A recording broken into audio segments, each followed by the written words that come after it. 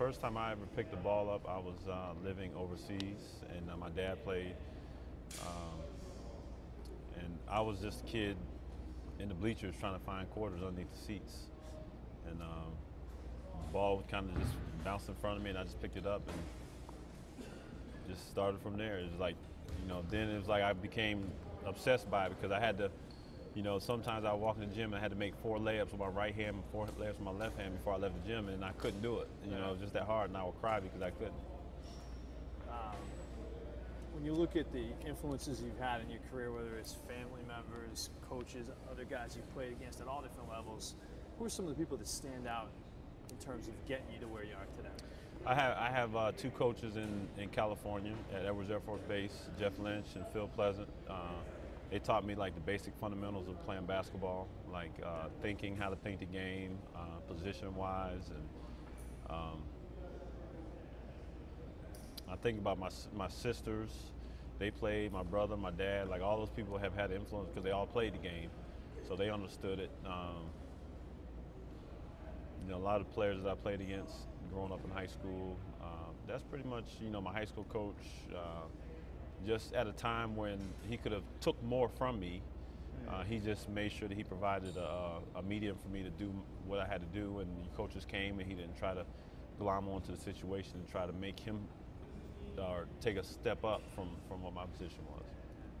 Now, you're obviously known as a shooter, but you've said a lot that that's come from a lot of hard work. It wasn't anything that came natural to you.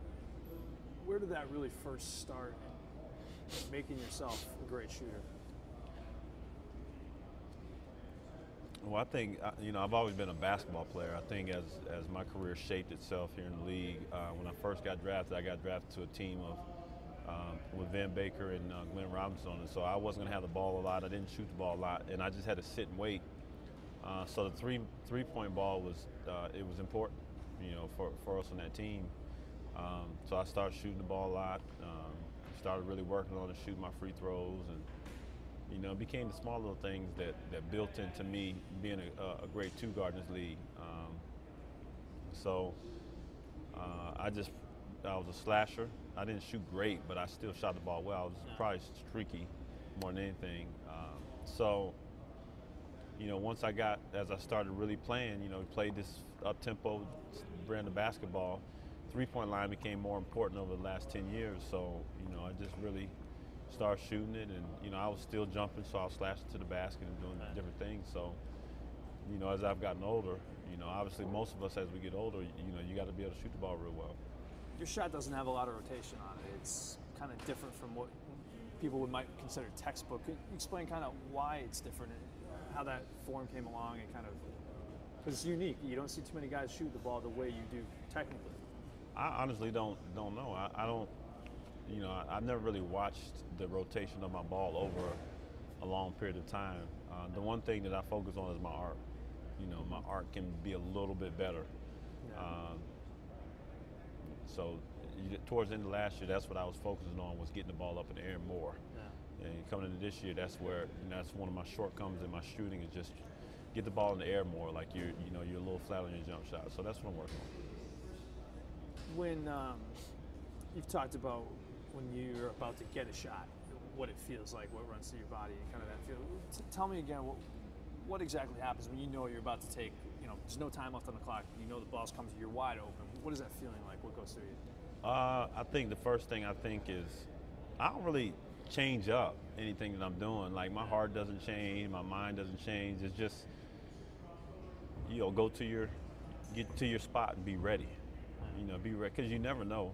You never know. You never know when a shot is, and I think you have a tendency to not be ready if you think it's not going to come, and then it comes and you have to get ready. And now you end up missing the shot because it takes a little bit longer to get ready. So I just try to stay ready.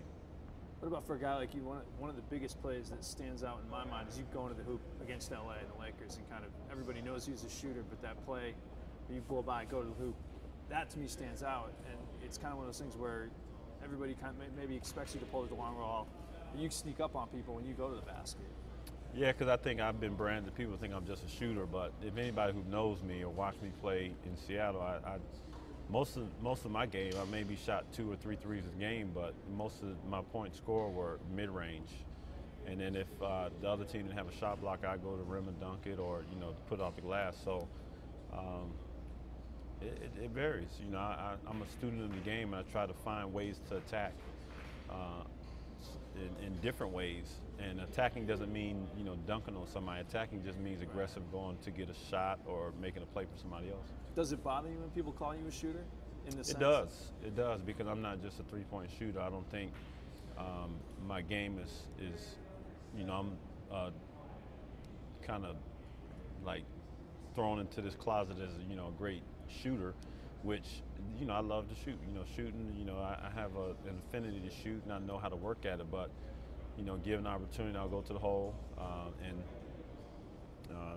do something funky around the glass, or a mid-range game. And I think in the last 2 years for me, since I had surgery, I was readjusting to who my body is, what my body is now. It's just, and for this team, like, we all have to adjust and find different ways to have an impact. When you look at this team, obviously you guys won the title 2 years ago. Last year, injuries really play a part, and you don't get to defend it the way you'd like to do it with at full strength. What did you learn about yourself and about this team in that process? Well, I think when you win a championship, I think sometimes as players, you forget who you are.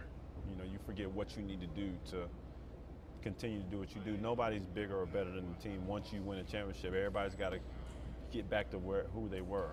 And I think we all were thinking, okay, now I'm better. I won a championship, and now I have a little bit more of a swagger about me. But you have to suppress all those individual feelings as an individual, and just get back to the basics. Just get back to who you were the year before. What stands out to you about playing in the Garden? And just the environment there, the atmosphere? The Garden is a place that you do not need any gimmicks. We don't need any hype men in the building. We don't need a band. People bring the noise on their own, and they'll let you know where you are by the time the tip ball happens. They will let you know, and we know when we're home. You've gotten into Twitter recently. Tell me about that and kind of how that changed the dynamic of a guy like you communicating with fans in ways that just didn't exist a couple of years ago. Well, Twitter's great.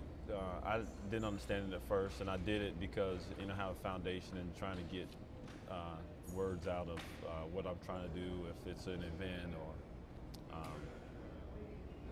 I'm not a me person or a braggadocious individual, so sometimes it's good to put my words out into the universe and some of the things that I'm doing. So when I started Twittering, I noticed there's people out there, there's fans out there that don't get a chance to interact with me, and this is an opportunity for them to interact, and now they can take it to the next level where you're speaking to people all over the world. What do you envision doing with yourself once your career is over? Have you thought about that much? I haven't thought about it. I know my kids will be a very important part of what I do, whatever I end up doing. And as far as, you were already a great player before you came here, but obviously helping this team get back to championship glory, how do you think that's going to impact what your legacy becomes? I think winning ultimately it has a strong influence on what people or how people think of you after you're gone. And only how I knew the players that I respected and grew up loving, I obviously knew them because they were playing in June, where everybody was watching basketball.